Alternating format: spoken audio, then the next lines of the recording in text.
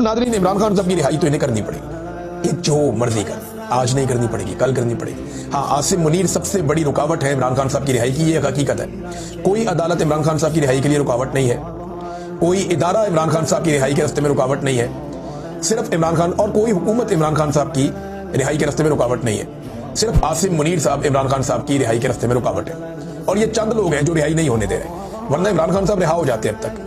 कोई कानूनी नुक्ता नजर से तो उनको कैद में रखा नहीं हुआ। ये तो उनके बदतरीन मुखालिफिन कहते हैं इमरान खान साहब के, पूरी दुनिया में हर जगह पे वो कहते हैं कि जनाब इमरान खान जो है वो इसलिए जेल में नहीं है कि वो गुनाहगार है, वो इसलिए जेल में है कि एस्टेब्लिशमेंट से उसकी लड़ाई है। और आसिम मुनीर नहीं छोड़ेगा इमरान खान को, लेकिन छोड़ना तो पड़ेगा, ये आज नहीं तो कल छोड़ना पड़ेगा। और ये मुझे ऐसा लगता है कि आनन फानन सब होगा और नहीं छोड़ना पड़ जाएगा। और 2024 के इलेक्शन में जिसने गंद मारा है ना 2024 के इलेक्शन में, उन सब का एहतसाब होगा, उन सबको एक दिन जवाब देना पड़ेगा।